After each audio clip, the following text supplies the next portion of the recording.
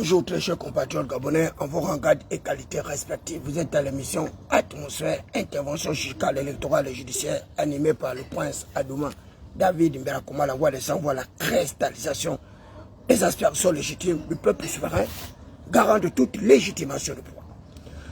Nous venons de fêter les 65 ans d'anniversaire de notre indépendance.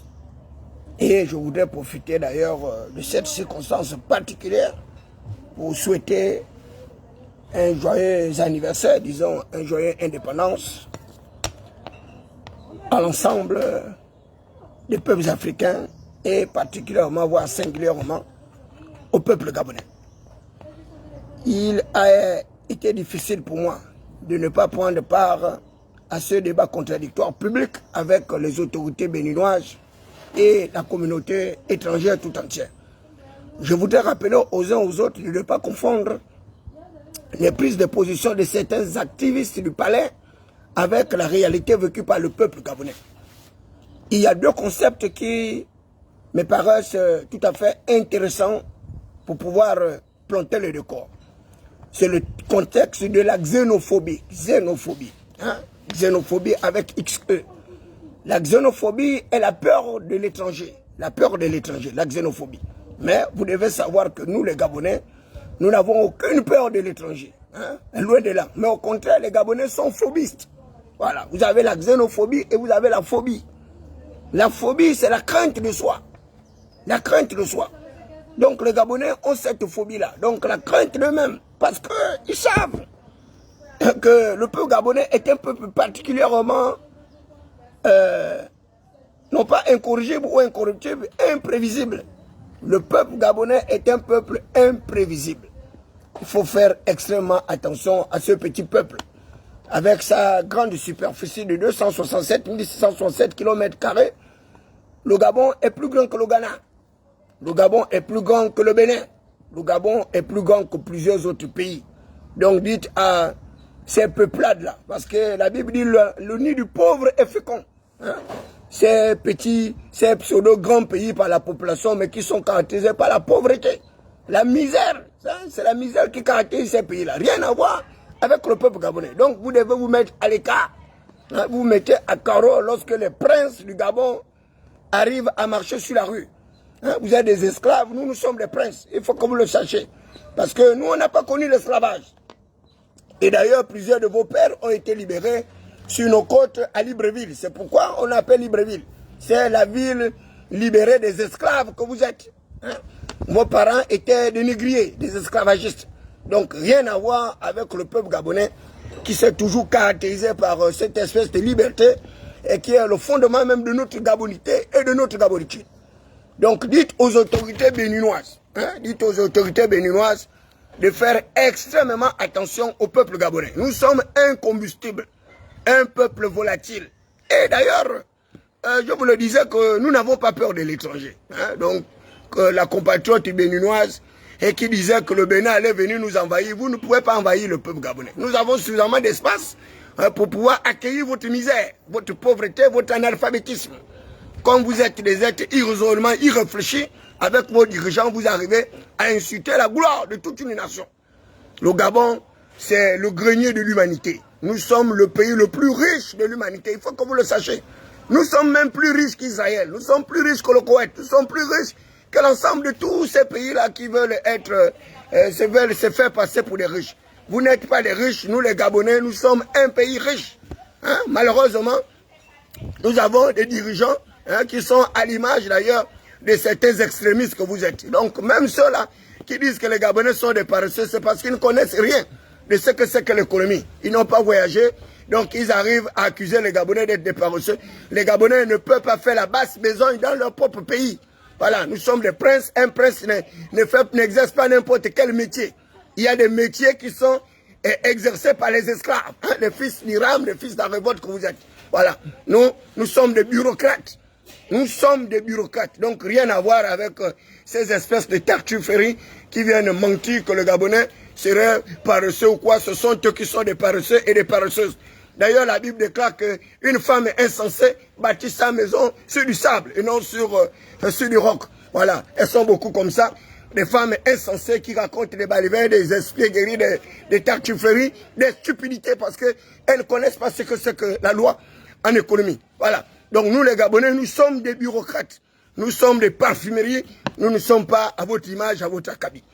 Et d'ailleurs, pour ceux qui ont fait un peu d'économie, l'économie monétaire, l'économie budgétaire, l'économie du marché, le Gabon est classifié comme un pays à revenu intermédiaire de la tranche supérieure. Donc un pays riche. Rien à voir avec vos pays pauvres où vous êtes des misérables, vous courez tout le long des rues, vous venez au Gabon et c'est vous qui faites la gueule aux Gabonais. Si vous n'êtes pas capable de vivre au Gabon, partez chez vous, allez chez vous. Voilà, c'est aussi simple que cela. Partez chez vous si vous ne voulez pas vivre au Gabon. Comme ça, on verra quelles sont les populations qui vont être souffreteuses. Donc, rien que sur les paramètres macroéconomiques, je vous dis, le Gabon est un pays à revenu intermédiaire de la tranche supérieure. Donc, considéré comme un pays riche. Et l'une des caractéristiques des pays riches, c'est défini par l'IDH, les indicateurs de développement humain. Indicateur de développement humain, IDH. Donc, dans cet IDH-là, on tient compte du pouvoir d'achat des ménages, on tient compte du niveau de scolarisation des populations et on tient compte également du niveau de vie des populations. Donc, nous en sommes les premiers. Hein? Nous en sommes les premiers en termes d'IDH, indicateur de développement humain. Donc, notre espérance de vie aussi la moyenne de 60 ans et autres. Quand bien même, nous vivons également dans des conditions de vie assez lamentables, à cause des dirigeants qui n'ont aucune vision, des dirigeants à l'image d'une certaine typologie de population analphabétisée, déscolarisée, frappée de tétraplégie et de néplégie. Et il y a cette catégorie de Gabonais là, et ils veulent nous comparer à eux. Voilà, nous ne sommes pas comparables à eux. Nous sommes des Gabonais élitistes. Hein, nous constituons l'élite du pays et d'ailleurs même l'élite de l'humanité. Vous pourriez le remarquer à travers le cerveau frappé du sceau du savoir de notre brillant professeur Albert Ondosa, hein, qui fait la fierté du peuple gabonais. Vous pouvez également vérifier ce cerveau-là avec mon père Patrice Sota, qui m'a appris l'économie du marché au niveau de l'université Omar Bogoriba. Donc les Gabonais sont des intellectuels, ce sont des gens qui apprennent. Donc lorsque vous nous trouvez au Mali, au Bénin, au Ghana, un peu partout, eh bien c'est parce que nous allons pour faire les études. Nous n'allons pas pour faire du commerce, nous n'allons pas pour faire la planche, nous n'allons pas pour chercher de l'argent. Hein, nous n'avons pas besoin. Parce que le Gabon a suffisamment d'argent et nous n'avons pas besoin de toutes ces personnes mal éclairées, mal structurées, mal coordonnées, qui ne comprennent rien des mécanismes économiques. Ces pays-là qui veulent rivaliser d'adresse avec le Gabon sont classés parmi ce qu'on appelle les PMA. PMA, donc les pays les moins avancés de l'humanité. Ces pays les moins avancés de l'humanité sont caractérisés par la pauvreté, la paupérisation, la misère. Et dans ces pays-là, ils n'ont rien. Et c'est pourquoi ils viennent nous envahir ici. Voilà. Dites à Niamsi que leur chef d'État a 93 ans. Paul Biya est un vieillard. Hein? Et les Camerounais ne peuvent pas nous parler. Paul Biya est un vieillard. Hein? Un vieillard qui a la poursuite d'un 8e mandat. Donc les Camerounais sont incapables de s'occuper de leurs propres problèmes et ils viennent au Gabon faire la grande gueule. Voilà. Ils sont plus pauvres que les pauvres de nos villages. Hein? Ils sont plus misérables que les rats des égouts, des églises, des quartiers sous-intégrés. Donc il faut respecter le peuple gabonais. Nous sommes le peuple élu. Nous sommes l'Israël de l'humanité. Donc les pays là qui veulent rivaliser d'adresse avec nous, c'est très simple. Hein? Vous appelez vos dirigeants, on met des avions à votre disposition et vous partez chez vous. Parce que nous n'avons pas été à la conférence de Yalta, donc la conférence de la Seconde Guerre mondiale, qui a partagé le monde, hein, qui a tracé les superficies du monde. Voilà, nous sommes dans notre périmètre d'action, dans notre superficie. Donc si vous êtes étouffé chez vous parce que vous n'avez pas suffisamment d'espace pour respirer, parce que vous n'avez pas suffisamment de richesses dans votre pays, et c'est à raison que vous venez au Gabon. Donc vous devez nous respecter. Hein. Nous sommes vos pourvoyeurs d'emploi. C'est nous qui sommes à l'origine du développement de vos différents pays. C'est la pauvreté du Gabon qui est à l'origine de votre enrichissement. Donc un minimum de respect. Je voudrais rappeler au peuple béninois qu'il y a un passé relativement long où Mathieu Kérokou était en litige avec le président gabonais pour avoir traité le chef d'État gabonais de rigolo. Certains, comme j'ai vu Chocolat des filles hier, Il disait que Mathieu Korokou aurait tapé le bâton sur la tête du chef de l'État Omar Bongo Ondimba. Ce sont des niaiseries, c'est du mensonge. Mathieu Korokou n'a jamais tapé le bâton Omar Bongo Ondimba. Mais par contre, Mathieu Korokou avait pointé du doigt Omar Bongo Ondimba, l'accusant à tort d'avoir tenté de déstabiliser la nation béninoise. À l'époque, il y avait un mercenaire français qu'on appelait Bob Lénard, qui faisait le tour pratiquement de tous les pays par des tentatives de déstabilisation. Et ce jour-là, la réponse du Gabon avait été fatale. Une réponse fatale. Et nous avons pris les Béninois, nous les avons mis dans des embarcations de fortune et nous les avons contraints à répartir chez eux. Hein, c'est une période sombre de l'histoire de notre pays et les Béninois en savent quelque chose. Et il y a eu un second autre conflit, il faut que vous le sachiez pour les historiens que vous êtes. Mais dites à mon très cher frère Chocolat des filles que l'accusation fallacieuse dont il a fait monde, parce qu'il y a également une histoire édulcorée du Gabon prétextant qu'Omar Bongo Ondimba aurait été au cœur d'une tentative de déstabilisation des autorités béninoises, eh bien, c'est un gros tissu de mensonges, c'est une histoire édulcorée de notre passé historique. Mais nous avons eu un autre conflit lorsque j'étais en poste, parce que je suis mieux placé pour en parler. J'ai été premier secrétaire chancelier régisseur d'ambassade. L'ambassade du Gabon au Togo, au Bénin, au Ghana. Donc ce sont des populations que je connais très bien. Pour avoir cohabité avec eux, pour avoir été le représentant du Gabon dans ces différents pays, je sais de quoi je parle et je parle avec exactitude, avec objectivité et avec réalisme. Donc un certain Meksan Akombesi, ancien directeur de cabinet du chef de l'État, Ali Bongo Ondimba, un directeur de cabinet décrié par le plus grand nombre de compatriotes gabonais, caractérisé par l'opulence, la luxure, l'arrogance, le mépris, mais également des détournements de fonds publics par bandes organisées, avait mis en place un système mafieux d'expatriés pour spolier le peuple gabonais. Malheureusement, pour Meksan Akombesi, il va faire l'expérience amère du Dieu du Gabon, qui est un Dieu flagellateur, un Dieu, non pas mystificateur, mais un Dieu qui punit les méchants. Et nous savons aujourd'hui le sort de Meksan Akombesi, qui se faisait passer pour le roi Kani, qui se faisait passer pour un Gabonais alors qu'il n'avait aucune génétique moléculaire, aucune gabonité, aucune gabonitude comme David Mbeakouma. Les Gabonais se caractérisent par une génétique moléculaire de fer. Hein? Nos yeux sont en topaz, notre cerveau est en saphir, notre corps tout entier est en émeraude. Donc toute notre stature est un métaux précieux de la même manière que notre territoire national. Donc le Gabon est un pays riche et vous devez nous respecter. Parce que si vous ne voulez pas nous respecter, c'est très simple. Hein? Vous partez chez vous. Hein? Partez chez vous. C'est aussi simple que cela. Hein? Nous sommes capables de vivre seuls. Donc en taxi ou en économie fermée pour ceux qui ont fait un minimum d'économie. Bref, qu'à cela ne tient, Meksan Akombesi va prendre l'avion présidentiel du Gabon avec quelques gars prostitués de Vergondé qu'il aurait ramassé ici et là au sein de nos quartiers sous-intégrés, et il va se retrouver au Bénin avec le Falcon présidentiel. Et arrivé au Bénin, il y a celui qu'on appelle le commissaire de la haute autorité, hein, que je connaissais très bien pour avoir travaillé avec lui, parce que j'avais fait vider pratiquement 2 avions du Bénin où ces gens-là exerçaient des trafics de visas du peuple de l'ambassade. Et y compris nos signatures, ma signature à moi, David Mbeakouma, la signature de l'ambassadeur, la signature également du premier secrétaire chargé des affaires consulaires. Et nous avons écrit une lettre au président Yahi Boni, dont j'ai eu le privilège d'être reçu à 2 reprises au palais au Bénin. Donc c'est le Bénin, je connais très bien. Voilà, et j'ai le numéro de contact de toutes leurs autorités parce que le chef de l'État béninois m'avait donné et présenté à tout le cabinet présidentiel. Il est de même pour Fort et Sozimna Nyarsingbe, et qui m'a reçu également 1 fois au palais, et l'actuel président du Ghana qui m'a reçu 2 fois au palais, l'actuel président M. Mahama. Donc c'est une population que je connais très bien. Et Meksan Akombesi va faire l'objet d'un contrôle par le commissaire de l'aéroport, un Béninois, et il va refuser de s'exécuter. Ce commissaire va bloquer l'avion présidentiel pendant 48 heures. Et le chef de l'État gabonais, Ali Bongo Ondimba, vous connaissez qu'Ali Bongo Ondimba, il avait une droite, un hypercute assez percutant. Et il va menacer les autorités togolaises et béninoises de représailles. Parce que l'avion d'un chef d'État, c'est comme moi qui suis diplomate, et bien nous sommes immunisés. Nous avons l'immunité diplomatique, nous avons l'immunité pénale et l'immunité juridictionnelle. Donc c'est interdit même d'arrêter le véhicule d'un diplomate. C'est interdit de le fouiller, ainsi de suite.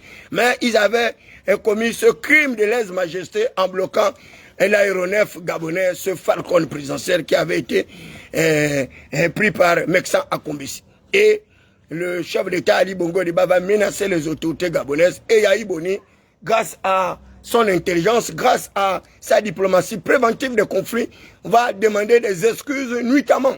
Hein, des excuses nuitamment. Et d'ailleurs, le commissaire de la haute autorité de l'aéroport va perdre son emploi ce jour-là. Donc, c'est pour vous dire que le chef d'État béninois connaissait, hein, il connaissait et qui étaient les autorités gabonaises. Donc, dites au président Talon hein, d'avoir un peu du recul, hein, d'avoir un peu de la mémoire, hein, qu'il ne fasse pas preuve d'imagination sélective ou bien d'une imagination débordante parce que les risques sont énormes. Lorsque tu es un dirigeant, il faut tenir compte du coût des avantages comparatifs. Le coût des avantages comparatifs. La communauté béninoise au Gabon, elle est très élevée. Hein, rien à voir avec la communauté gabonaise qui est essentiellement estudiantine et diplomate au niveau du Bénin. Donc, c'est un rappel historique que je vous fais pour que vous puissiez vous mettre à votre place. Mettez-vous à votre place. Et comme nous venons de fêter les 65 ans d'anniversaire de la tenue de notre indépendance, je voudrais rappeler également à certains individus la Déclaration universelle des droits de l'homme et du citoyen de 1789, auréolée par la lutte des privilèges monarchiques, la monarchie du roi Louis XIV qui disait que l'État c'était lui, Louis XIV, qui caractérisait ce qu'on appelle la personnification et la personnalisation du pouvoir, caractérisée par l'absolutisme et le totalitarisme du pouvoir. Or, nous, les Gabonais, nous sommes des Africains avec une certaine diplomatie et nous avons accepté la misère de toutes ces populations qui vivent dans les rizières, qui vivent d'ailleurs dans la savane, des petits primitifs sauvages qui ne veulent pas respecter les princes que nous sommes. Mais quand cela ne tient, nous allons leur apporter la preuve matérielle hein, que nous sommes des princes, eux ce sont des négriers, des esclavagistes et ils doivent se mettre à leur place. Et d'ailleurs la Bible déclare que l'étranger qui est chez toi s'élèvera à tes dépens de plus en plus haut et toi tu deviendras de plus en plus bas. Mais nous avons une autre parole de l'écriture qui doit s'accomplir, qui dit que l'étranger qui est chaud, donc dans Deutéronome, sera ton laboureur, il se prosternera devant toi face contre terre et il léchera la poussière de tes pieds. Voilà, retenez bien cette belle parole de Deutéronome pour les frayeurs du corps ecclésiastique. Allez-y fouiller, la Bible est claire, l'étranger qui est chez toi sera ton laboureur, il se prosternera devant toi face contre terre et il léchera la poussière de tes pieds. Donc le peuple gabonais est un peuple particulier. Hein? Nous sommes de véritables abeilles. Vous avez entendu la forêt des abeilles du côté justement de notre espace territorial du côté de l'Angouni. Donc dites aux autorités béninoises d'évaluer le coût, d'évaluer l'incidence de leur tentative d'intimidation du peuple gabonais. Nous ne nous laissons pas distraire. Hein? Nous sommes un petit peuple, oui, il est bien vrai, mais nous sommes un grand peuple, une grande nation, avec des richesses envieuses et c'est pourquoi vous voyez tous les expatriés à courir après le peuple gabonais. Et là, vous avez la dernière visite du chef d'État Brice Oligui Nguema du côté des États-Unis d'Amérique où le chef d'État gabonais a fait preuve d'une certaine méticulosité avec un discours bien construit, un discours bien académique et pédagogique comme l'utilise la rhétorique de David Mbelakoma par rapport aux autres chefs d'État qui ont demandé le président américain de tirer de golf des espaces de je ne sais ce, voilà, des dirigeants africains totalement ménopausés intellectuellement, sans véritable niveau, sans culture, qui n'ont pas pu comme ça là, faire valoir d'ailleurs le potentiel qui était le leur. Et d'ailleurs, le président de Mauritanie ne cessait de le dire que la Mauritanie c'est un petit pays, c'est un pays. Il n'a même pas pu justement convaincre Donald Trump, mais le chef de l'État gabonais, Brice Oligui Nguema, est venu des États-Unis avec de très bonnes dispositions, avec des partenariats multilatéraux mais également bilatéraux qui ont fait en sorte que l'Afrique avait été fièrement représentée par son digne président, donc Brice Oligui Nguema. Donc nous les Gabonais, nous sommes des intellectuels. Hein, donc rien à voir avec certains brebis égarés, avec certaines femmes aux mœurs dépravées qui ne comprennent rien de ce que c'est que le système macroéconomique, mais qui arrivent comme ça à raconter des balivernes, des tartufferies, des espiègleries, des commentateurs. Voilà, vous êtes à l'émission Cosmos, intervention chirurgicale électorale, animée par le prince Adouma David Berkouma, la voix des sans-voix, la cristallisation des aspirations légitimes du peuple souverain, frappé du sceau du savoir et l'onction de la faculté, cerveau-serveur divinement électrifié. Ça, c'est une première mise en garde hein, pour les autorités béninoises, les autorités camerounaises, avec un vieillard chef d'État qui a 93 ans, qui brigue un 8e mandat. Donc les Camerounais sont des antidémocrates. Hein, ce sont des individus qui n'ont jamais embrassé l'ère de la démocratie comme le peuple gabonais. Et c'est pourquoi vous nous voyez partout dans toutes les villes, dans tous les villages, les Gabonais peuvent s'exprimer librement, sans aucune représailles, sans avoir aucune crainte contre leurs pauvres autorités, parce que les autorités gabonaises savent que nous sommes des êtres libres. Et c'est cette liberté qui nous caractérise, qui nous permet de dire des choses que les autres peuples ne peuvent pas dire en présence de leurs propres dirigeants. Donc la démocratie gabonaise est en marche. Et c'est un processus irréversible, un processus qui marquera les esprits sur l'ensemble du continent africain. Je voudrais une fois de plus revenir aux dispositions réglementaires de la Déclaration universelle des droits de l'homme et des citoyens qui stipule non seulement que tous les êtres humains naissaient libres, égaux en droit et qu'ils étaient dotés de la personnalité juridique. C'est fort de ma personnalité juridique que je voudrais prendre part à ce débat et rappeler aux gens également les mêmes dispositions de la Déclaration universelle des droits de l'homme et des citoyens, c'est-à-dire le droit international, le droit comparé. Et vous pouvez faire usage de toutes ces prérogatives de puissance publique sur le plan international pour pouvoir défendre vos aspirations légitimes, vos opinions, mais également toutes les réformes que vous pouvez engager dans le cadre d'un véritable système étatique bien structuré, ce qu'on appelle l'institutionnalisation de l'État. L'État qui est la forme la plus achevée du pouvoir politique, constitué de 3 éléments. Vous avez le territoire sur lequel s'exerce la puissance publique, vous avez la population et vous avez l'ensemble des institutions. Et dans cette disposition du droit international, on vous parle du principe de l'autodétermination. Le principe autodéterminant, qui n'est rien d'autre que le droit des peuples à disposer d'eux-mêmes. Le principe de droit des peuples à disposer d'eux-mêmes, c'est le principe de l'indépendance des États.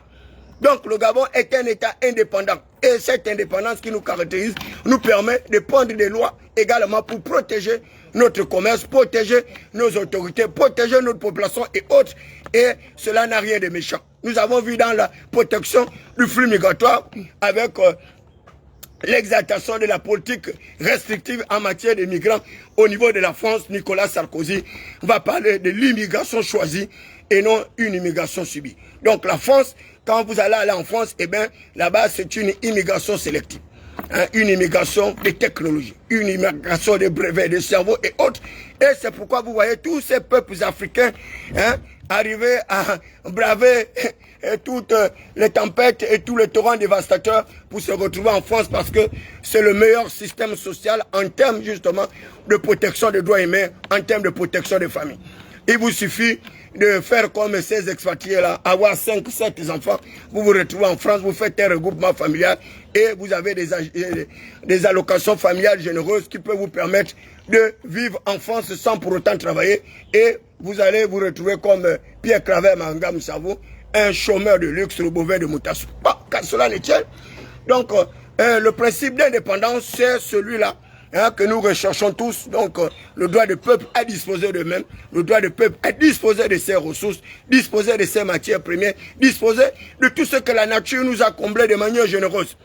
Le Gabon, je le dis, je le répète, c'est le pays le plus riche de l'humanité.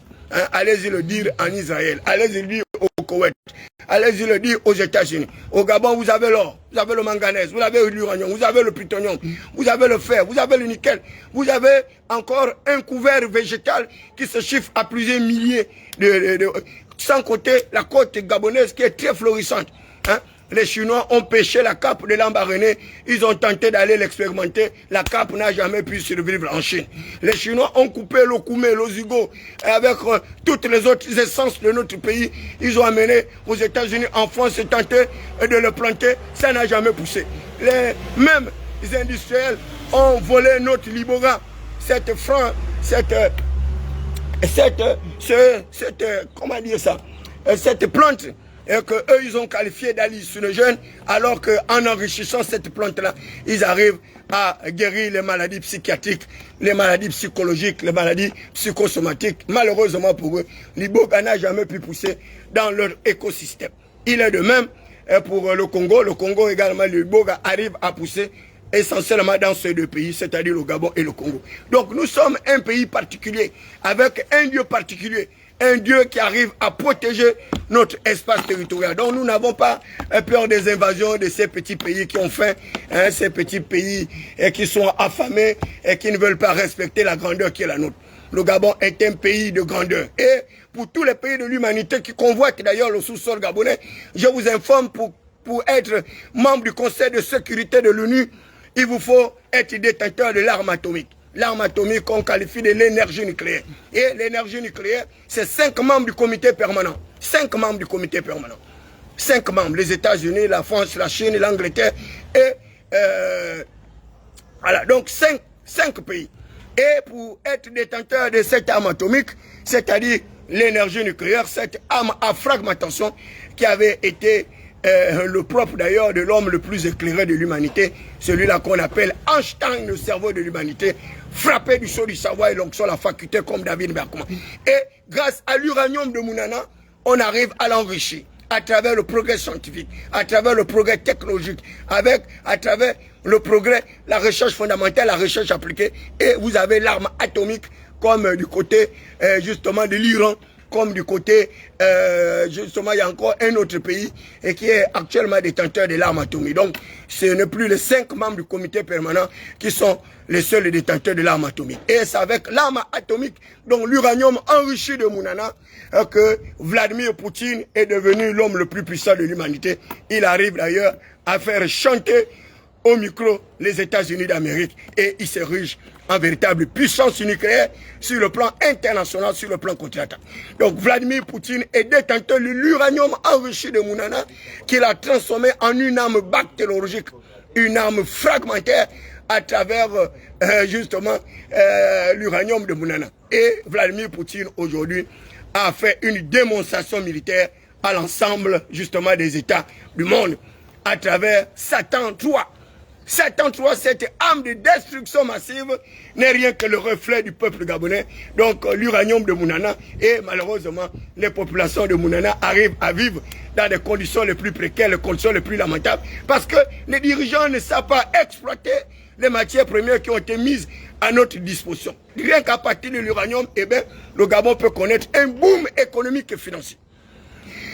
Le pétrole, c'est encore pire. Le manganèse, c'est encore pire. Nous étions à l'époque le premier pays producteur du manganèse.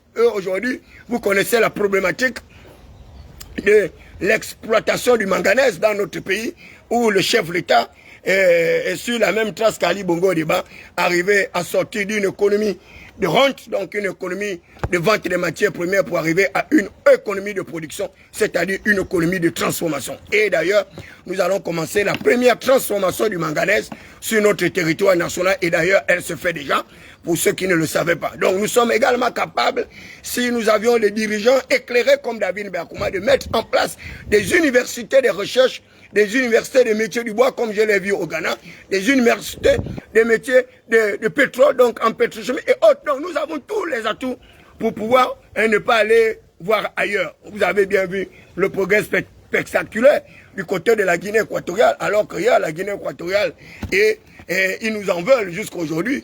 Hein, les femmes guinéennes étaient les femmes les moins chères de notre espace territorial. Elles n'étaient même pas dragables, les femmes guinéennes, parce qu'elles étaient caractérisées par un certain niveau de recul, une pauvreté qui les frappait. Aujourd'hui, il n'y a aucune femme guinéenne qui peut accepter facilement de s'accoupler un Gabonais.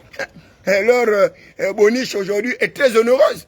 Elle coûte plusieurs milliers de dollars, plusieurs milliers de Bongo CFA. Bref, c'est juste pour faire cette boutade-là, pour exalter également les autorités de la Guinée équatoriale qui ont fait un bon qualitatif, un bon spectaculaire à travers un développement infrastructurel. Mais malheureusement, il y a également le développement de la mentalité qui doit rester. C'est cela également. Tout cela fait partie des indicateurs du développement humain. Donc il faut que les populations africaines arrivent à comprendre que nous ne sommes pas en bataille. Hein, nous ne sommes pas en bataille. Chacun est dans son petit espace, développant son espace selon sa vision, mais selon également son niveau de conception du développement. Donc le Gabon, vous allez continuer à le dire que c'est un petit pays en termes démographiques, oui, parce que les autorités politiques de notre pays n'ont pas encore mis des mesures pour augmenter le taux de natalité, le taux de fertilité et le taux d'enfantement des populations gabonaises. Il suffit de quitter de 8 000 francs l'allocation familiale, on le plafonne à 55 000 francs par enfant. Vous allez vous rendre compte qu'en moins de 2 ans, eh bien, le Gabon aurait connu un boom, donc un baby boom. Malheureusement, les autorités gabonaises le savent. Donc, ils veulent garder cette petite population-là pour pouvoir continuer à l'exploiter de manière abusive, exploiter leur incrédulité spéculative, exploiter leur misère pour que eux, ils puissent continuer à être ceux-là, les nantis, les bourgeois, les plutocrates, ceux émergents. Et d'ailleurs, vous les avez vus lors du 17 août, ce sont les mêmes personnes, les mêmes familles, les mêmes qui hier avaient fait mes bases sur l'économie de notre pays, ces voleurs-là de nos deniers publics, et ils sont là encore. Et vous voyez bien, pendant les dépôts de candidatures, c'était encore eux, sont encore venus déposer leur candidature, des repris de justice, c'était condamné d'ailleurs à 10 années d'emprisonnement, et qui curieusement arrivent une fois de plus à candidater pour être député, pour être maire, pour être sénateur. Donc le problème des Gabonais, ce sont les Gabonais eux-mêmes. Et c'est pourquoi je vous disais que nous ne sommes pas xénophobes, mais nous sommes phobistes. Le Gabonais a la crainte de lui-même. Et c'est la crainte de lui-même qui le caractérise, qui fait que notre pays n'arrive pas à se développer. Et eux, ils préfèrent s'accoupler avec des esclaves, des étrangers, qui ne sont là que pour leur richesse, qui ne sont là que pour le développement de leur propre pays. Et regardez leur instinct grégaire. Même dans notre propre pays, ils arrivent à nous menacer.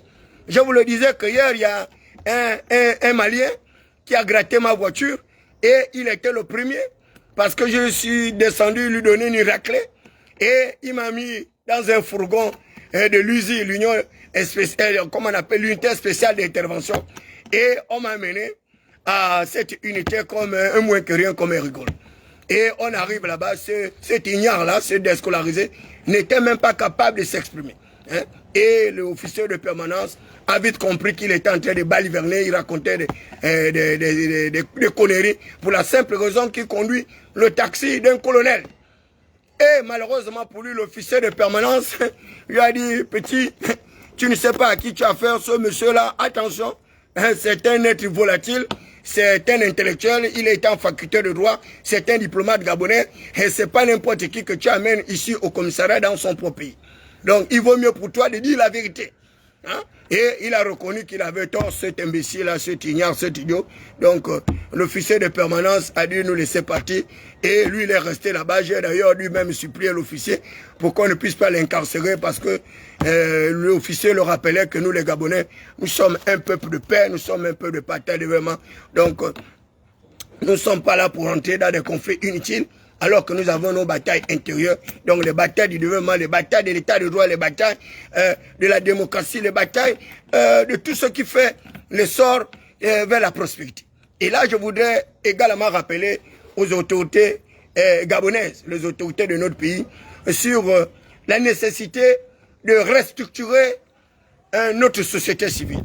Aujourd'hui, il y a trop de gens qui parlent au nom du peuple gabonais. Et c'est très dangereux. Vous avez vu cette bataille aujourd'hui avec les autres peuples africains. Eh bien, c'est parce qu'il y a eu des écarts de langage.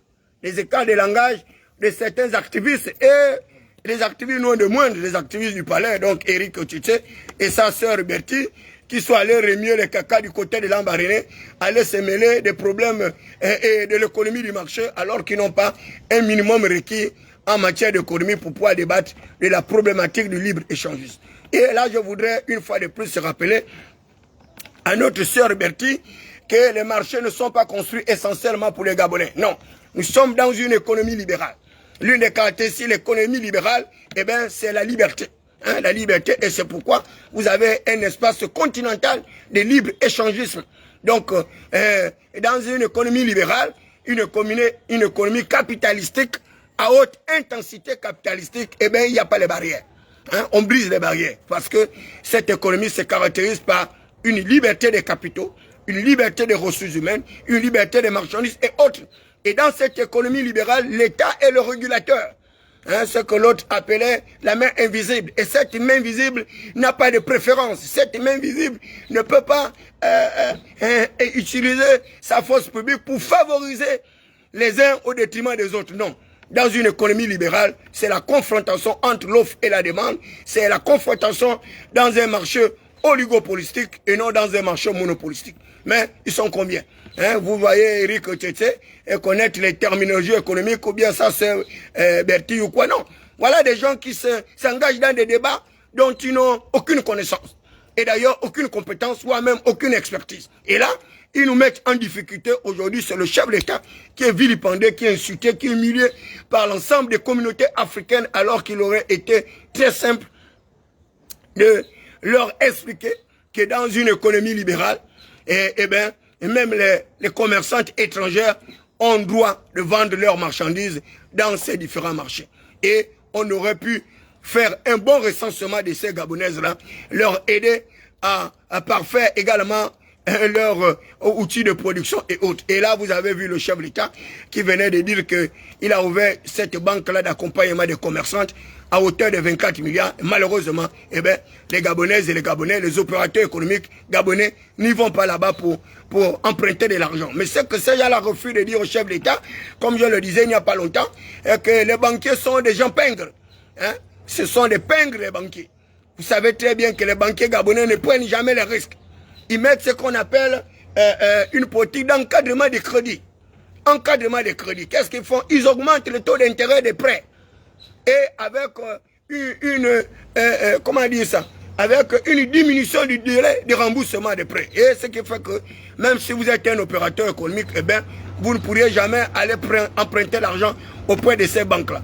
Et qui plus est, avec les banques où vous avez un Henri-Claude Oyima, un capitaliste sauvage, un monétariste, il n'y a rien qui puisse se passer. Or, aujourd'hui, il faut arriver à déflexibiliser le marché bancaire.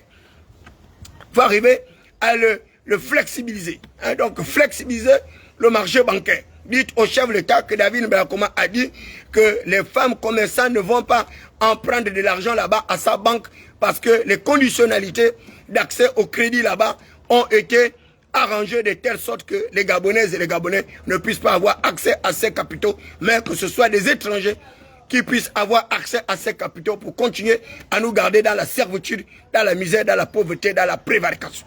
Donc, il est possible pour cette banque d'arriver à une réduction des taux d'intérêt. Si la banque, d'après certaines informations, aussi souvent des taux d'intérêt d'environ 10% ou 7%, hein, il est possible de faire en sorte que cette banque, puisque c'est l'argent public, c'est l'argent de l'État, ce n'est que par ces mécanismes-là que le plus grand nombre de personnes peut également bénéficier du revenu de la croissance économique de notre pays. Donc le taux d'intérêt de cette banque doit descendre même à 3 à 4%, voire même des taux d'intérêt nuls, si on veut encourager l'entrepreneuriat. Mais si vous mettez des taux d'intérêt excessivement élevés, comment voulez-vous que ces gens-là arrivent à aller prêter de l'argent alors qu'ils n'ont d'ailleurs même pas une épargne? Or, les banques également vont vous demander un dépôt, un autofinancement. Donc, la capacité d'une unité productive de se financer d'abord elle-même. Donc, un fonds de roulement et autres. Mais les Gabonais n'ont pas cela. Et sans cela que j'ai rejoint ce que disait le maire. Quand bien même ce maire aujourd'hui est vilipendé par ces mêmes activistes des palais qui n'ont pas les papiers. Bobby Sangouvé n'ont pas les papiers. Donc, ils s'engagent dans des débats inutiles, des débats de clochettes et Picardie. Et ces gens-là sont caractérisés par ce que disait l'autre, le phénomène de nulle part. Voilà, donc ce sont de nulle part, ils se baladent partout. Hein, ils n'ont pas d'activité, ils ne savent pas quoi faire et ils sont obligés de s'ériger en défenseurs du peuple de tous les débats. Et pourtant, là, nous avons une occasion propice pour eux d'être les véritables représentants du peuple, d'être des candidats aux différentes élections pour arriver justement à moderniser notre chambre bicaméral. Donc le Sénat et l'Assemblée. Et vous verrez qu'ils ne sont pas candidats. Et nous avons également une autre possibilité que ces gens-là deviennent des conseils municipaux et départementaux, qui deviennent des maires et des sénateurs. Vous verrez bien qu'ils ne sont pas candidats. Donc ils sont habitués à l'argent facile. Parce que l'argent facile aujourd'hui, ils le savent, c'est avoir un smartphone. Et comme ils ont des gens qui les poussent dans leurs groupouilles mouillées, dans leurs bêtises, dans leurs esprigueries, donc il suffit qu'ils aient des pages monétisées et ils créent des scandales comme ça dans toute la ville pour pouvoir voir un certain nombre de dividendes tomber dans leur escarcelle. Mais quand cela ne tienne, ce n'est pas très bien. Hein, cette manière de riposter contre les expatriés. Certains d'ailleurs nous apportant leur main-d'œuvre qualifiée. Et certains d'ailleurs, comme on le disait, certains d'une certaine communauté, le Sénégal. Donc j'apprécie le leadership de, comment on appelle là, du Premier ministre Sonko. Hein, Sonko aujourd'hui qui est une véritable référence en matière de gouvernance, en matière de lutte contre le sous-développement, contre l'impérialisme occidentalisé. Vous avez le Burkina Faso aujourd'hui avec qui le chef d'État a eu un accord préalable dans le cadre du développement infrastructurel de notre pays. Et d'ailleurs, les autorités gabonaises doivent ce milliardaire burkinabé une bagatelle somme de près de 100 milliards. Donc il y a des étrangers qui arrivent à contribuer à la croissance, au développement de notre pays. C'est un fait indéniable. Donc ne mélangez pas tous les étrangers comme si tous ces étrangers-là étaient de la même acabit que nous. Moi j'ai été au Nigeria, je vous dis, il n'y a pas un Gabonais riche au Gabon, je n'en connais pas. Parce que j'ai vu les riches au Nigeria. Vous arrivez chez moi à la Winner Chapelle Internationale, chapelle des vainqueurs, faites et tabernacle, vous allez vous rendre compte du niveau d'opulence du peuple nigérien. Hein, le docteur David Oyedepo a plus de 3000 véhicules. 3000 véhicules. Plus de 3000 véhicules. Hein? Les véhicules que vous n'arrivez pas à réparer, là, les bus de Sogatra, là, il a plus de 2000 comme ça. À l'époque, il y avait Mouchou Dabiola, qui était l'homme le plus fortuné d'ailleurs de l'Afrique. Il avait plus de 6000 taxis. Et là, vous avez Dangote, qui est l'homme le plus riche d'ailleurs de l'Afrique. Donc, les Nigériens que vous voyez ici, là, ce sont des villageois. Ce ne sont même pas des villageois, ce sont des savaniers. Hein? Ils vivent dans la savane, très loin de la ville. Ils ne peuvent même pas se retrouver à Lagos. C'est impossible. Ces Nigériens qui sont ici, ils ne peuvent pas mettre pied à Lagos. Quand vous arrivez à Lagos, vous êtes frappé par un spectaculaire de plus ahurissant. Parce qu'à Lagos, vous avez même des femmes nigériennes qui ont des avions, qui ont des entreprises internationales. Donc, le peuple nigérien, c'est un peuple riche.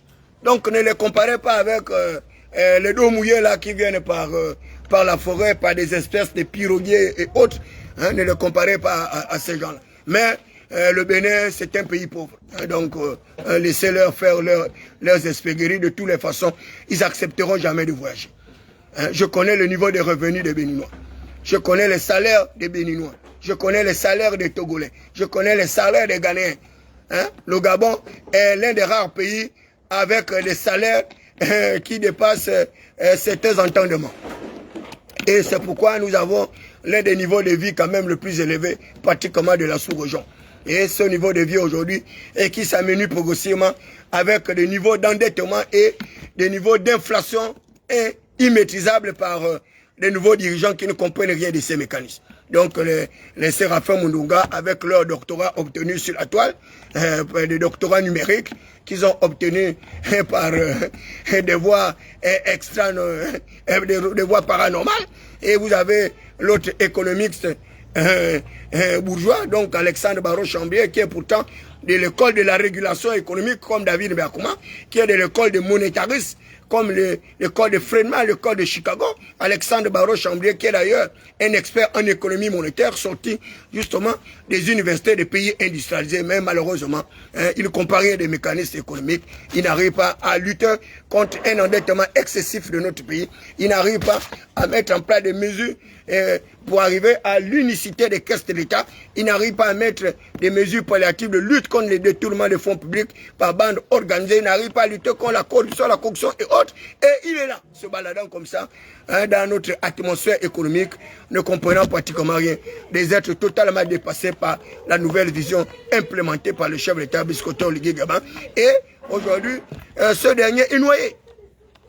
Il est noyé par des collaborateurs fourre-tout qui ne comprennent rien. Ils ne comprennent rien des mécanismes économiques. Hein, dit à Biscoto Oligui Nguema que dans une économie libérale, eh bien, il n'y a pas de préférence nationale. Hein, il n'y a pas de préférence nationale dans une économie libérale. Hein, dans une économie libérale, les préférences nationales se font de manière invisible. Et c'est pourquoi vous voyez les Camerounais, ils mangent entre eux-mêmes Camerounais. Parce qu'ils savent qu'il y a la loi de l'offre et de la demande. à savoir que l'offre peut créer sa propre demande. Ce sont des termes économiques. Et comme ils deviennent de plus en plus nombreux chez nous, donc ils ont une très forte demande également. C'est pourquoi ils arrivent à nous concurrencer. Le chef d'État met un projet de taxi, de nationalisation des Gabonais sur le métier de taxi. Ils payent 800 taxis, eux ils en payent 1000 pour arriver à une concurrence déloyale. Et parce que quoi, les Gabonais n'ont pas été suffisamment formés dans ce corps de métier. Donc c'est progressivement que les Gabonais vont s'approprier l'économie de leur pays, et ce n'est pas par un décret. Hein? Ce n'est pas par les vilipendes de votre soeur, ou bien par les jérémiades d'Éric Otété, non. Hein? Une économie ne se décrète pas. Hein? Hein? L'économie, c'est tout un travail. Et c'est pourquoi ces gens-là nous qualifient de paresseux. Voilà des gens qui perdent leur temps à aller se balader à l'Ambaréné, se mêler des batailles économiques dont ils n'ont aucun profil qualificatif d'emploi. Ils n'ont pas de compétences, ils n'ont pas d'expertise en économie. Et ils viennent, ils font tout le bruit que vous voyez là. Et leurs vidéos sont patates dans tous les médias. Hein? Les vidéos sont relayées par-ci, par-là. Et les Gabonais arrivent comme ça à être humiliés, insultés. Même nos propres autorités sont insultées. À cause de quoi? La stupidité de deux personnages lugubres qui sont sortis de je ne sais quel espace cosmogonite.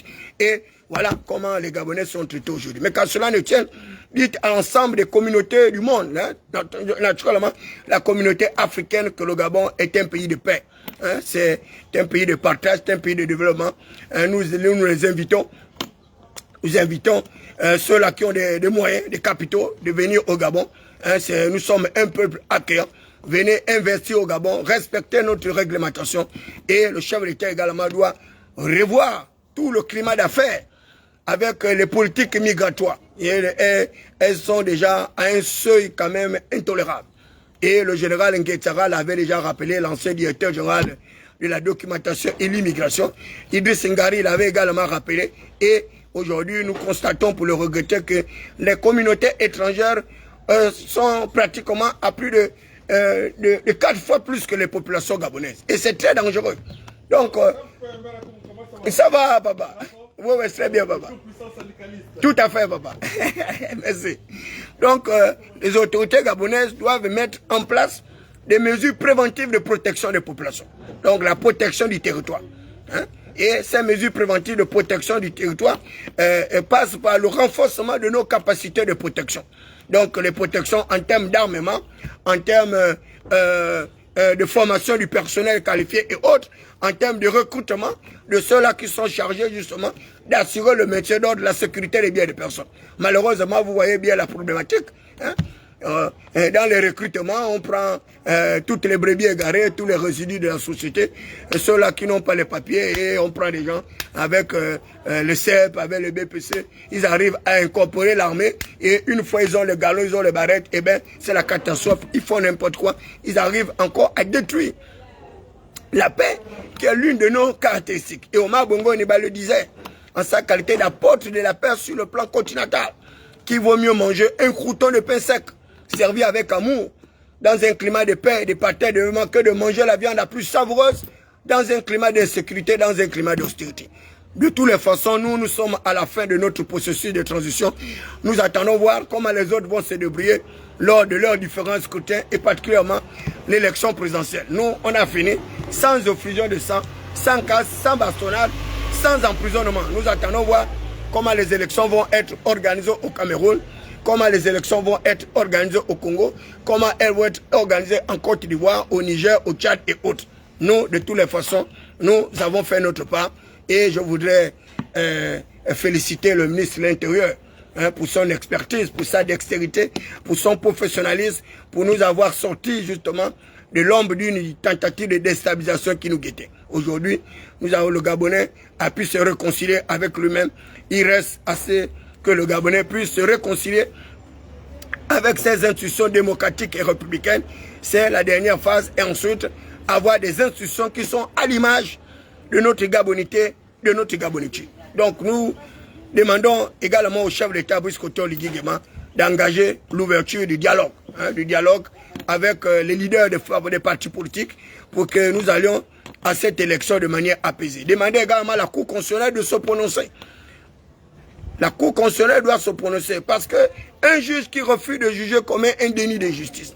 Et un déni de justice est réprimable par notre code pénal. Donc la Cour a été saisie dans le cas du litige du bicéphalisme du Parti démocratique gabonais avec les deux ailes. Il faut bien qu'on sache quelle est l'aile légitime, quelle est l'aile légale, et la Cour doit pouvoir se prononcer sur cette exception d'inconstitutionnalité qui a été soulevée par le professeur de droit public, c'est-à-dire le brillantissime Roi Teke Ali Akbar Onanga Yobege, dont je salue au passage. Il est de même pour Alain-Claude Bebinze qui a également soulevé l'exception d'inconstitutionnalité dans le cas de notre litige. Donc il faut que la Cour se prononce pour que nous allions aux élections avec une conscience non obstruée. Nous allons aux élections dans un climat clarifié pour que nous puissions préserver l'essentiel de ce que nous avons à préserver. Je voudrais également remercier l'ensemble de tous les compatriotes gabonais qui ont oublié un tant soit peu leur divergence d'opinion, leur divergence de vue pour pouvoir protéger notre système étatique, protéger les autorités de notre pays et contre le punching ball dont ils sont victimes aujourd'hui, soulevés par deux extrémistes soutien, soit du chef d'État, soutien du palais, qui sont allés remuer les caca du côté de l'Ambaréné. J'espère tout simplement que les odeurs justement de putréfaction de leur provocation du côté de l'Ambaréné ne va pas entraîner une espèce de désorganisation ou de désinstitutionnalisation de notre système étatique. Vous étiez là à l'émission Atmosphère, intervention chiricale électorale judiciaire animée par le prince Adouma David Mbeakoma, la voix des sans-voix, la cristallisation des aspirations légitimes du peuple souverain, frappé du sceau du savoir et l'onction de la faculté, cerveau-serveur, divinement électrifié. La Bible déclare que 7 fois le juste tombe, 7 fois il se relève et l'arc de puissant sera brisé, car les faibles ont la force pour ceinture. La force est à l'Éternel des armées. C'est lui qui institue les princes et les autorités. C'est lui qui établit les rois et c'est lui qui les renversera sans aucune intervention humaine. Le cœur du roi est un courant d'eau entre les mains de l'Éternel. L'Éternel incline partout il veut pour accomplir sa volonté. L'accomplissement de la volonté de l'Éternel, c'est qu'il souhaite que le peuple gabonais prospère, qu'il prospère à tous égards, de la même manière que prospère son niveau de richesse. Donc, excellent monsieur Briskoto Oligigema, la balle est dans votre camp. C'est à vous d'apporter la preuve évidente que vous seriez à la hauteur des attentes des populations gabonaises. Vous devez mettre des moyens qu'il faut pour investir dans la recherche fondamentale, investir dans la recherche appliquée, investir dans le développement de compétences, donc construire les autoroutes universitaires, donc arriver à la délocalisation de l'université, au décloisement de l'université, pour que les Gabonais de l'arrière-pays, qui sont à Mimongo, à Chibanga, les Bamba et autres, arrivent à apprendre dans des conditions les plus optimum, et ce n'est pas des moyens qui nous manquent. Si Marie-Madeleine Bourancho, avec Blaise Louembe, ont pu construire des établissements de pointe, ce n'est pas l'État, avec toute sa puissance de prérogatives publiques, qui ne puisse pas être capable de construire les universités avec un couvert végétal qui défie d'ailleurs l'Amazonie et autres. Il n'y a pas de raison qu'à chaque rentrée scolaire, nous puissions être à la recherche des tables bancs et qu'à chaque rentrée scolaire, nous ne soyons pas capables d'avoir construit des bâtiments à l'université au Bangbo-Goliba, que nous n'ayons pas couvert également le niveau de formation au niveau de l'ENS, l'école normale supérieure, au niveau également de l'université des sciences médicales et autres. Non, nous avons tout pour faire en sorte que ce pays puisse décoller. Mais c'est la mauvaise foi des gouvernants, parce que certains de ces dirigeants, Bobby Sango, il n'y a pas les papiers. Et quand les gens n'ont pas les papiers, eh bien, il va être difficile d'amorcer un processus de développement. C'est le pilotage à vue, c'est la gabégie, c'est l'anarchie. Et vous vous retrouvez là, dans un fourre-tout, dans une impossibilité notoire de pouvoir faire bénéficier les populations gabonaises des matières premières dont ils ont pu obtenir généreusement par une providence, une nature qui nous a tellement aimés en nous dotant d'autant de capacités, d'autant d'opportunités. Mais malheureusement, le malheur des Gabonais, eh bien, c'est sa richesse. Le mal du Gabon, c'est la richesse dont il est dépositaire. Et cette richesse-là crée des convoitises, des jaloux, des impérialistes, des haineux, qui aimeraient être à notre place. Et c'est pourquoi vous avez vu certains sont même allés jusqu'à contrefaire leur nationalité. Ils sont arrivés jusqu'à nier leur propre nationalité. Donc pour rien au monde, moi David Mbeyakouma, je peux nier ma nationalité. Je dis bien pour rien au monde. Je suis né Gabonais, je mourrai Gabonais. Donc ma génétique moléculaire ne se changera jamais pour un morceau de passereau ou bien pour un titre honorifique ou nominatif. Merci de votre bien aimable attention, très chers compatriotes gabonais. Vous me retrouverez tout à l'heure à l'émission Cosmos, intervention fiscale électorale. Je serai avec quelques candidats également qui ont bien voulu se prêter à cet exercice. Nous débattrons sur le niveau d'endettement de notre pays, mais également sur les politiques publiques envisagées par le chef de l'État dans le cadre de la relance de la croissance économique de notre pays. Et là, je vous ferai également une autre masterclass sur les enjeux de développement à venir avec la vision du chef de l'État qui pour le moment reste mitigé, assez mitigé, voire même édulcoré, parce que les prémices d'une véritable croissance ne sont pas au rendez-vous. Et ceux-là qui sont en train de vendre le vent au chef de l'État en faisant croire que nous arrivons à une croissance de 2 chiffres, eh bien c'est un gros tissu de mensonges. Même pour arriver à une croissance de 3%, ce n'est pas évident. Donc ces gens-là sont de mauvais évaluateurs de politique publique. Ce sont de véritables faux évaluateurs parce qu'ils n'ont pas la matière. Hein. Ce sont des gens irrésolublement irréfléchis. Et tout ce qu'ils ont vendu, c'est le vent au chef de l'État, hein, en se faisant passer pour des évaluateurs, alors que ces gens-là n'ont pas la compétence requise pour pouvoir évaluer les indicateurs macroéconomiques de notre pays, pour pouvoir évaluer les niveaux de croissance de notre pays depuis l'avènement du CTRI au pouvoir et d'arriver à faire même une courbe synoptique qui peut être grandeur croissant ou décroissant, il ne peut pas faire tout ça. Hein? Donc même les statistiques, il n'y a rien. Donc le Gabon est comme ça. Aujourd'hui, c'est un véritable désastre. Il n'y a rien. Il n'y a pas les papiers. Tous les gens que vous voyez là, il n'y a pas les papiers. Hein? Ne craignez pas parce qu'ils viennent vous vanter leur doctorat. J'ai un doctorat, j'ai une excellence. Ils ne sont experts en rien. Lorsqu'on est docteur en économie monétaire, eh bien, on arrive à relancer la croissance économique, on arrive à la stimuler, on arrive à mettre en place des mécanismes avec les résultats probants. Et ces résultats probants ne peuvent pas attendre des millénaires. Hein? Non, on n'a pas besoin. Et vous voyez bien que jusqu'à présent, on attend le lait d'Indéné. Les bovins qui sont allés payer au Brésil. Et Dieu sait si ces bovins-là existent encore. Je ne sais pas si ces bovins ont pu résister à notre climat, s'ils ont eu quand même des vétérinaires qui ont pu soigner nos bovins, et si nos bovins ont pu avoir un apport en accouchement, si ces bovins-là arrivent à vivre dans des conditions les plus optimales. Mais si déjà ils ont du mal à faire vivre les Gabonais, vous pensez très honnêtement que ce sont les bœufs, avec tous les caprices naturels, où ces bœufs sont partis du Brésil et autres pour arriver au Gabon, et vous êtes sûr qu'ils vont arriver à préserver justement l'honneur et la dignité de ces bovins-là, je ne crois pas. Donc voilà des gens, ils font du pilotage à vue. Et là, j'apprends qu'ils vont, ils vont engager d'autres projets faramineux. Mais c'est triste, c'est dommage, c'est regrettable. Hein, le chef de l'État aurait pu accélérer le processus de graines comme l'avait fait Ali Bongo Ondimba.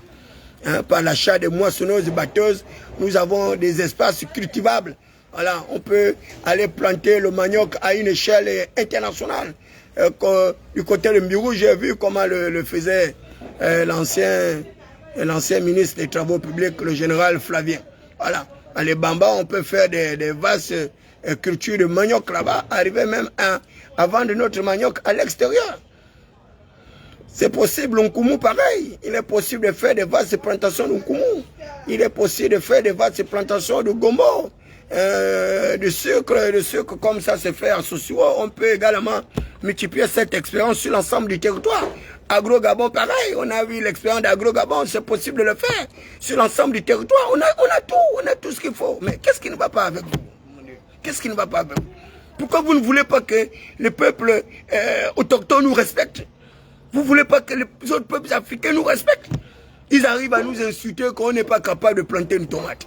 On n'est pas capable de planter l'oseille. On n'est pas capable. Comme si, à l'époque de nos parents, nous, on vivait avec l'aide du Cameroun.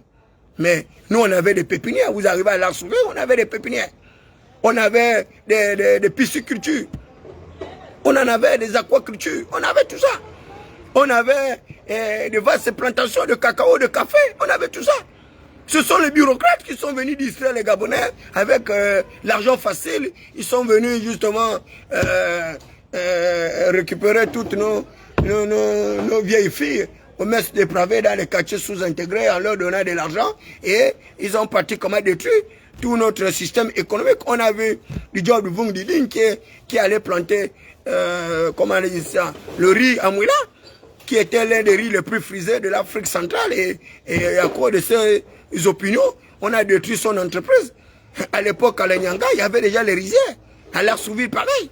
Donc le Gabon déjà a cette nécessité d'être une terre fertile avec un climat de plus adouci. On a tout pour pouvoir nous développer. Mais les dirigeants n'ont pas de vision, ils n'ont rien. Ils n'ont rien. Ils préfèrent faire n'importe quoi. La gabonisation du métier de taxi, mais il fallait d'abord penser à des écoles de formation. Vous voyez, les gens, on donne les taxis aux gens, ils ne sont pas formés, ils ne connaissent pas le code, ils ne connaissent pas la gestion, et voilà, ils n'arrivent pas à donner 20 000 francs par jour. Moi, je sors à 11 h, avant 22 h, j'ai déjà 35 000 francs. Et je conduis avec mon propre frère à côté, donc on n'utilise que 3 places. Hier, on a pris 32 000.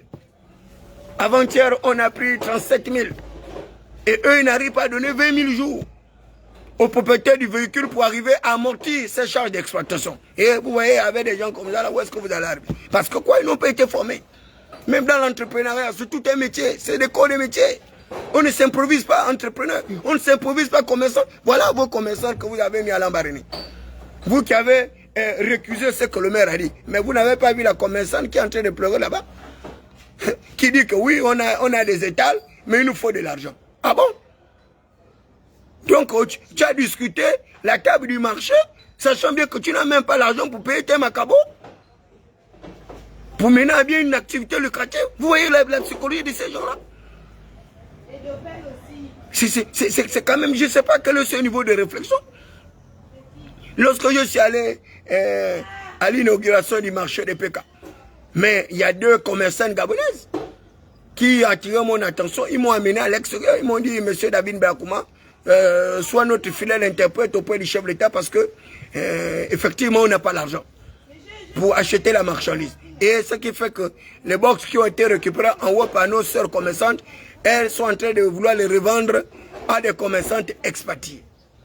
Et c'est ce que le maire vous avait dit. Que comment vous allez faire pour absorber la demande des Gabonais. Est-ce qu'au Gabon, il y a une usine de textile? Comme à l'époque, mon père et mon frère, comment on l'appelait là, Maïla, avaient Sosiga. Vous avez une usine où vous fabriquez les pains, vous en avez, il n'y a rien. Vous avez une usine où on fabrique la tomate, il n'y a rien. Même rien que les allumettes, il n'y a rien. Mais pourquoi vous aimez les problèmes inutilement? Pourquoi vous êtes allé provoquer ces pauvres femmes à l'embarras?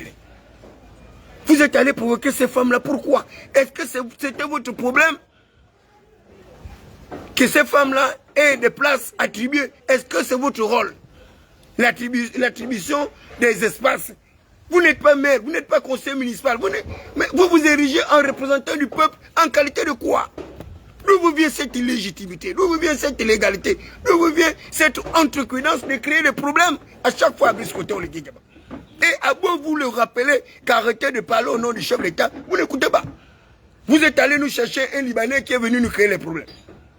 Un certain nazi. Vous êtes allé prendre le roi maudit que vous avez fait passer pour un milliardaire, que vous avez exalté. Son opulence, son nostalgie, voilà, il se retrouve en prison avec les mêmes crimes. Association de malfaiteurs, abandon organisé, avec du braquage, avec les armes, violation de domicile et autres. Et tu as encore des menus frétins qui arrivent à vouloir le protéger, à vouloir l'innocenter. Alors que les éléments matériels probants sont là. Le véhicule qui sert de braquage, c'est son véhicule. Avec sa plaque numérologique et autres, avec ses papiers. Vous réfléchissez même comment? Hein? Chaque jour, vous créez des scandales. Chaque jour, vous créez des scandales. Mais allez vous occuper. Allez vous occuper, mon bon sang, mon Dieu.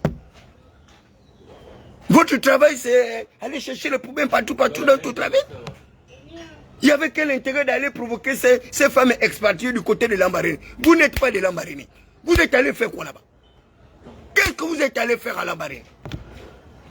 Hein? Eric Otete, avec ta femme Bertie, vous êtes allé faire quoi là-bas? Qu'est-ce que vous êtes allé seulement pour créer les problèmes, remuer l'atmosphère. Voilà comment vous avez créé les problèmes partout dans toute l'Afrique francophone. C'est pas croyable. Et là, les autorités béninoises nous insultent, les Sénégalais ont pris, les Maliens et autres, les Camerounais encore pire, avec leur grande gueule, ces ignares-là, de ces tocards-là, qui n'arrivent pas à enlever un vieillard de 93 ans de pouvoir, qui brigue un 8e mandat. Les Ivoiriens, c'est encore pire, avec leur longue bouche. Ils ont récupéré ça avec leur général Makosso, Camille Makosso. Dieu merci, il a tout de même pris la part des Gabonais. Mais pourquoi vous cherchez les problèmes? On vit en bonne intelligence avec ces étrangers-là. Pourquoi vous allez provoquer les problèmes avec ces étrangers? Ces étrangers vous ont fait quoi? Puisque vous a dit que le marché là a été conçu rien que pour les Gabonais. C'est ce qu'il vous a dit. C'est ce qu'il vous a dit d'aller dire là-bas. Il vous l'a dit. C'est pas croyable. On est dans quel pays? On est dans quel pays? Même les autorités politiques du pays, vous les respectez même pas. Vous allez humilier un maire, vous l'insultez et qui plus est un général. Mais respectez quand même les fonctions des gens. Vous êtes de nulle part, vous n'avez pas de titre, vous n'avez pas de fonction, on ne sait même pas où vous travaillez, on ne sait même pas vos qualifications. Vous êtes diplômé en quoi? Vous êtes capable de faire quoi? On ne connaît pas. Et c'est vous qui faites le grand bruit, la grande gueule.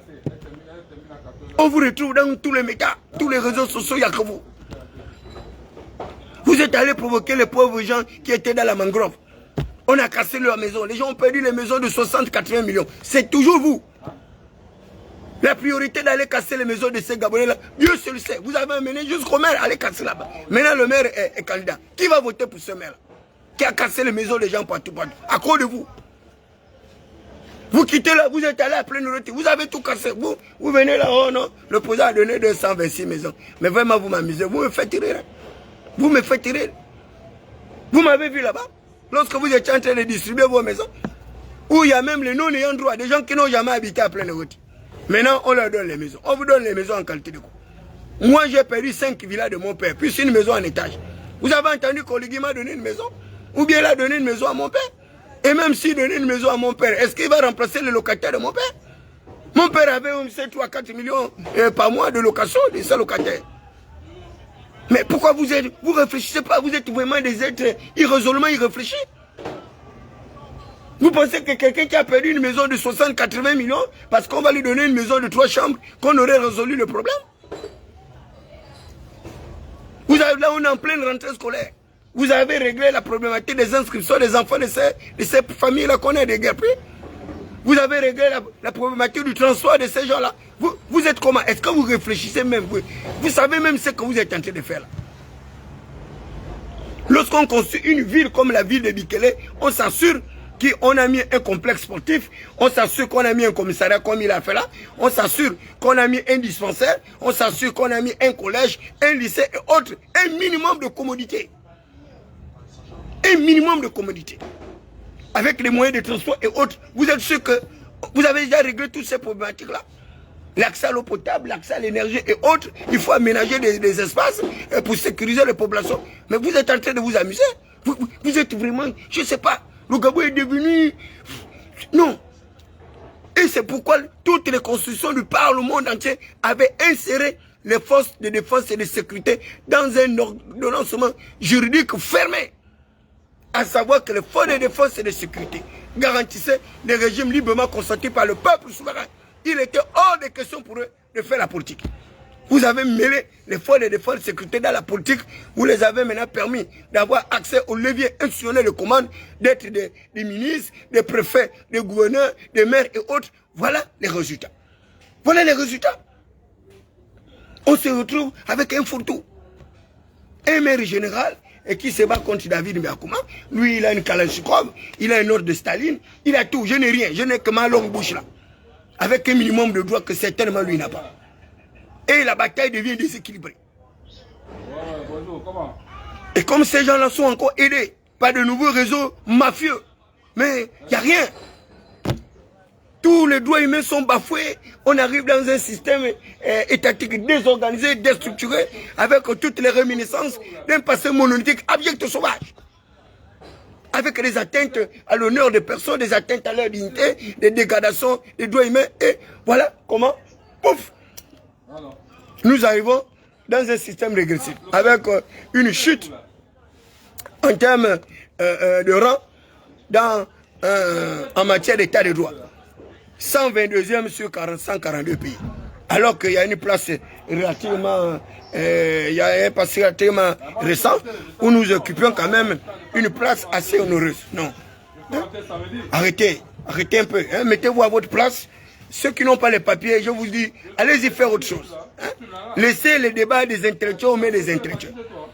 Laissez les débats des intellectuels aux mains des intellectuels. Vous n'avez pas les papiers, cherchez comment gagner l'argent autrement. Hein? Que le chef de l'État vous donne l'argent comme il donnait l'argent aux Libanais, là, vos 4 ou 5 millions, qu'on vous les donne, mais de grâce, hein, ne vous mêlez pas de l'économie du marché, vous n'en savez pas ce que c'est.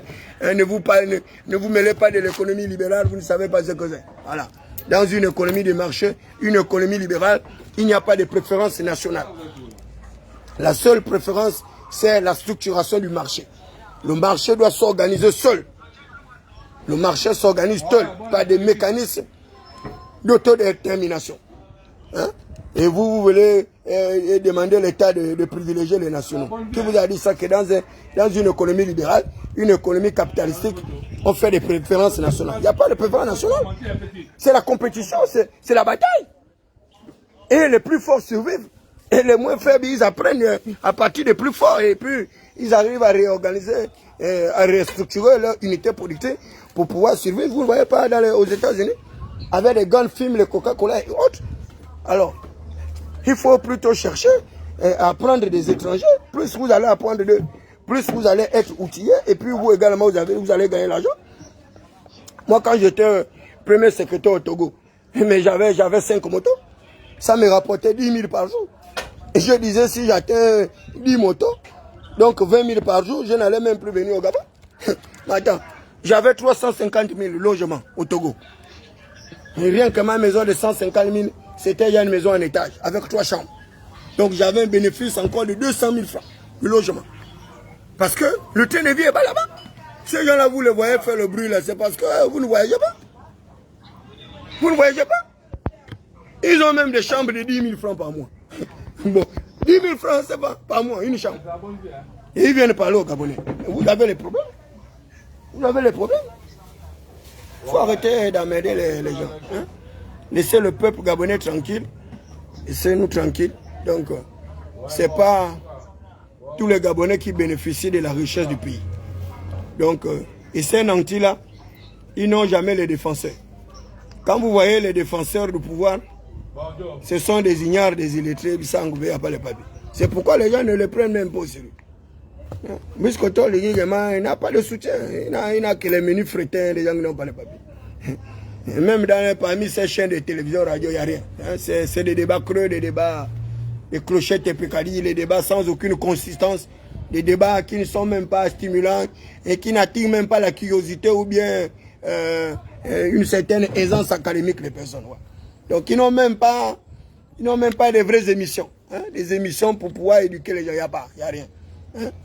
Alors qu'à l'époque, il y avait l'instruction civique pour pouvoir permettre aux gens. L'entrepreneuriat, c'est un métier. On ne s'improvise pas entrepreneur. Même le commerce, c'est tout un métier. Hein? Tu te lèves un bon matin, tu as raté ta vie parce que tu es au chômage. Tu dis, tu vas devenir commerçant. Oh, je vais devenir taximan. Tu vas devenir taximan. Tu es capable de rester toute une journée à rouler une voiture seulement. C'est pourquoi les gens là vous disent, vous êtes des paresseux. Bon. Les pauvres voitures du Libanais qu'on vous a donné pour... avec une possibilité pour vous de récupérer ces voitures-là dans 2 ans. Vous avez déjà les dettes qui dépassent même votre niveau de chômage. Tu prends la voiture du pauvre Libanais, tu dors même avec la voiture. Le matin, tu sors à 6 h, jusqu'à 24 h, tu dis que tu n'as pas pu avoir 20 000. Tu es un malade. Ça, c'est le mensonge parce que vous ne travaillez pas. La pauvre voiture du Libanais, il y a des amortissements qu'il doit faire pour récupérer son argent. Vous êtes maintenant en train de vous balader avec les copines, en train de draguer les petites minettes et des quartiers sous-intégrés, ces petites filles remplies de péchés, qui ont faim, qui ont soif. Parce que quoi, tu as une petite voiture qui t'appartient même pas, tu fais l'ungunda. Moi, j'ai vu même certains là, la voiture est climatisée toute la journée, il met même la cravate.